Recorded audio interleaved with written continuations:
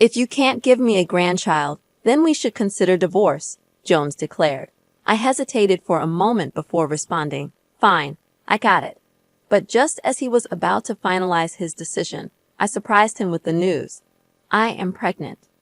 You see, I'm a homemaker in my 30s, living with my husband Jones, who works in an office. Our love story began when I was working at a food-related company. Over time, we spoke many times regarding transactions, and I found myself falling for his occasional smiles. So I decided to take the initiative and propose a relationship. However, when I proposed, Jones rejected me saying, "I'm sorry, I appreciate your feelings, but I already have a girlfriend." Yet destiny had other plans. A month later, he approached me, admitting, "I broke up with my girlfriend, and I would like to be with you." Apparently, since my confession, he couldn't stop thinking about me, which eventually led to his breakup with his girlfriend. I felt guilty for causing their breakup, but Jones reassured me with a smile, saying, "Don't worry about it, it probably wouldn't have lasted long anyway." His kindness saved our budding relationship. After 3 years of being together, we got married. At that time, Jones expressed his desire to have children after marriage and asked if I could stay at home to support him and our future family.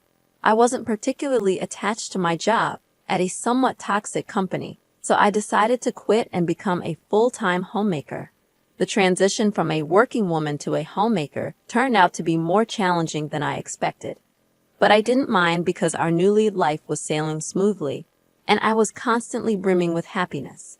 We also had the advantage of Jones's family living just a 10-minute walk from our apartment. Initially, I worried about frequent visits and potential issues with his parents, but my fears were unfounded. They were incredibly kind and helpful, always ready to explain things to me gently and kindly. Despite our childlessness, they never complained, often telling me, "You are even dearer to us than a grandchild, and we only have boys in our family. We always wanted a daughter. Please let us pamper you like our real daughter." I had developed a strong bond with Jones's mother, Carol, and I trusted his father, Tom, who might be a man of few words, but he was incredibly reliable. However, this heartwarming relationship lasted only for the first few years. A few years into our marriage, the once kind attitude of Jones's parents began to change drastically. Gradually, Tom became even more reserved, and Carol underwent such a transformation that I began to suspect a dual personality within her. Perhaps this harsh version of her was her true self. To quantify her change, if she was once at a plus 100 before, now she seemed to be at minus 100. That's how harshly she treated me. Living nearby, she started visiting our house frequently, especially when Jones was absent, nagging me incessantly and urging me to show her the face of my grandchild. According to her, it was a wife's duty. She would rush me to have a child. Although not long ago, she used to say, "Children are a gift from heaven. You don't have to try hard. You'll conceive naturally when the time comes, so don't rush." However, her attitude had taken a complete U-turn. She began to pressure me by mentioning other families, saying things like, "The family over there recently had a baby, and the woman next door is pregnant. What about you?" But no matter how much she pressed me for a grandchild, it was all meaningless if Jones wasn't ready. Despite his initial desire for children at the start of our marriage, a year into it, he had completely lost interest. Even my attempts to initiate intimacy were met with rejection. He would decline, saying he was tired, or dismiss me saying, "Don't interrupt my gaming." When I tried to explain this to Carol, she didn't seem to understand and continued pressuring me to have a child, increasing my stress day by day. Unable to endure her relentless attacks any longer, I finally confided in Jones about the pressure I was facing to have a grandchild. He grumbled his response, saying, "I don't think we need to rush this, you know." Despite his reluctance, he agreed to increase our intimate time together as much as possible.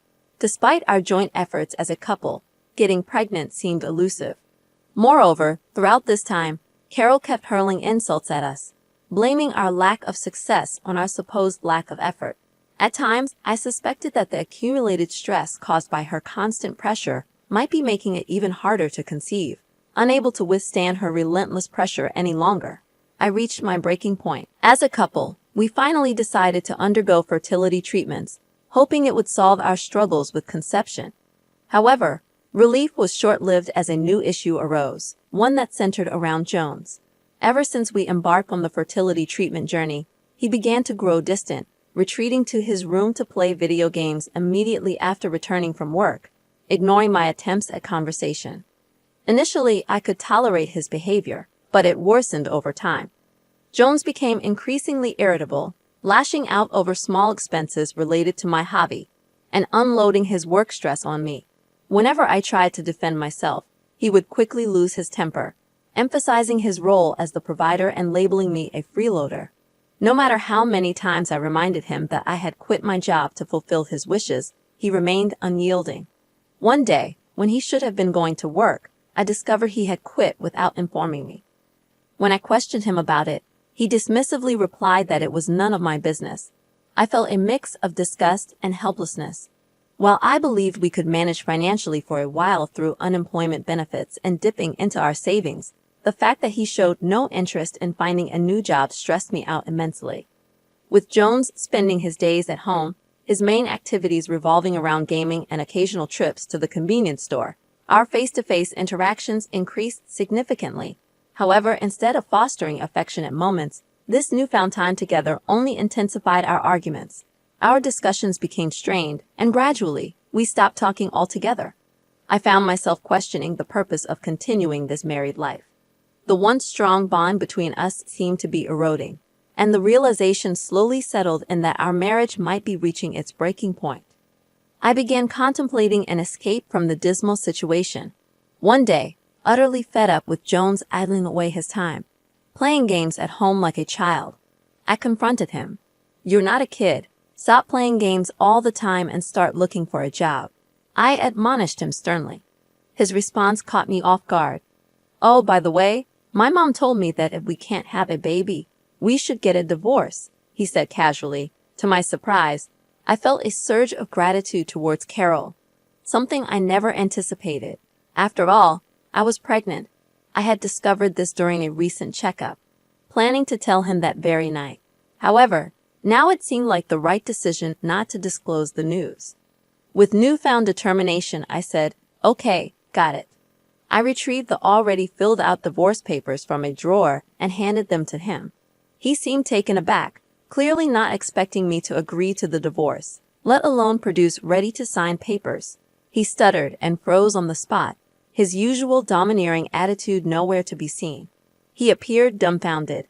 Though he seemed on the verge of saying something, the weight of his mother's words weighed heavily on him.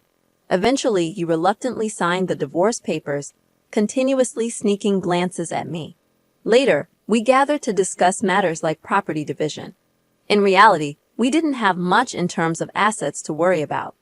While he had previously complained about my spending habits, it turned out he was the one with the more reckless financial behavior. He not only played games at home, but also spent significant amounts of money at game centers, depleting his finances. We had no savings or assets to split, and Jones realized this with growing dismay. Despite this, he pointed to a passbook with considerable savings, suggesting we divide that as well. However, I informed him that this savings account was not subject to property division. "This is the savings I accumulated before our marriage, so it is not part of property division," I explained calmly. His face paled even more. He then tried to claim rights over the condo we lived in.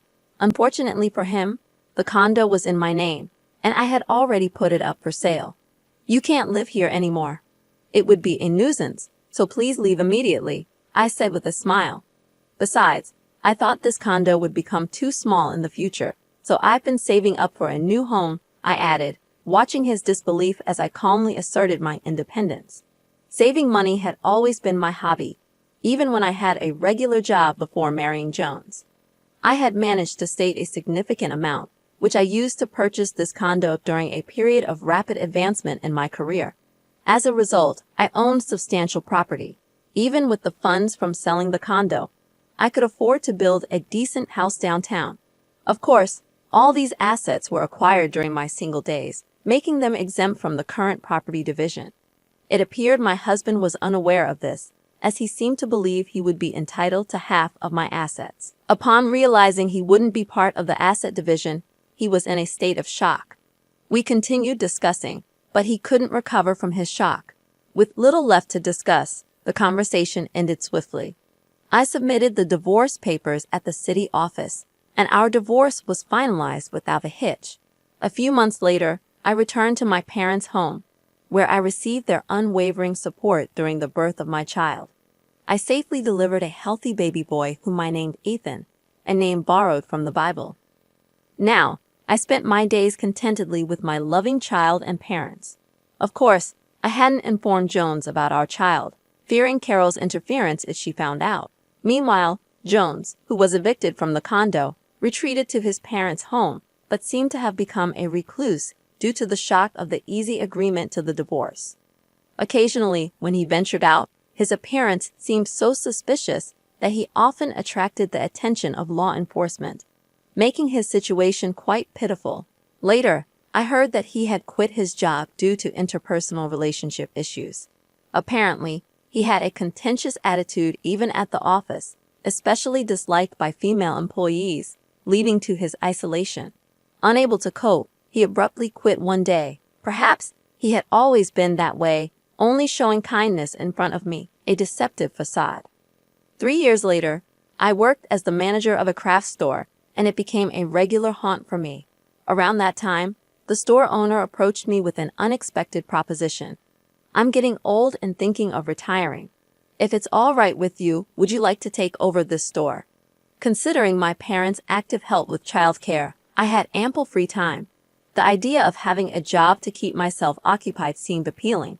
Besides, declining the offer would inconvenience many regular customers, so I accepted without hesitation. As I was serving one of the occasional regular customers that day, I received an unexpected visit from Carol and Jones. Their thinly veiled flattery about the store irritated me. "Well, what brings you here?" I inquired.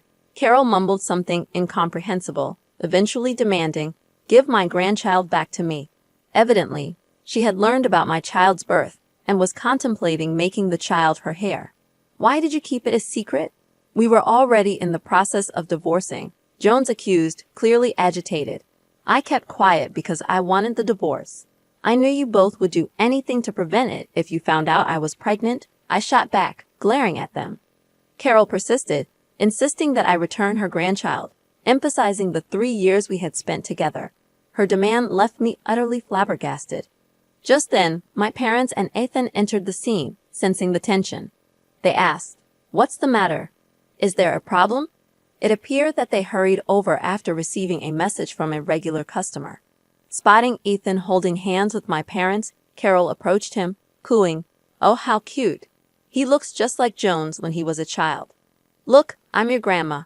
I attempted to intervene, but Ethan, with surprising determination, declared, "I only have one grandma," and hugged my mother. Consequently, my mother politely asked Carol to leave. However, Jones attempted to forcibly take Ethan away from my parents, shouting, "Just give the kid to my mother." I stood in front of him, trying to protect Ethan, but my physical strength was no match for his. I was easily pushed aside. Jones was inches away from grabbing Ethan's arm when, out of nowhere, my father executed a perfect shoulder throw, sending Jones flying into the air. I looked up in astonishment to see my father, a skilled police officer who had even competed in national championships during his student days.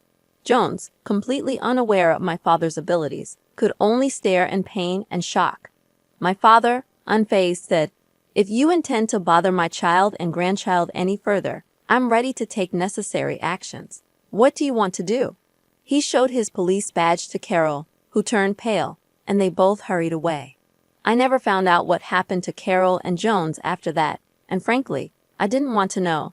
Several years later, Ethan began aspiring to become a police officer, inspired by my father's courage and skills. "When I grow up, I'm going to be a police officer too, so I can protect Mom," he declared.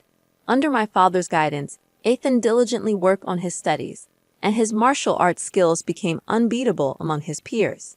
I plan to continue watching over my wonderfully grown son, grateful for the support and protection my father had provided. Thank you for watching this video until the end. If you found the content relatable, please consider leaving a positive rating and a comment.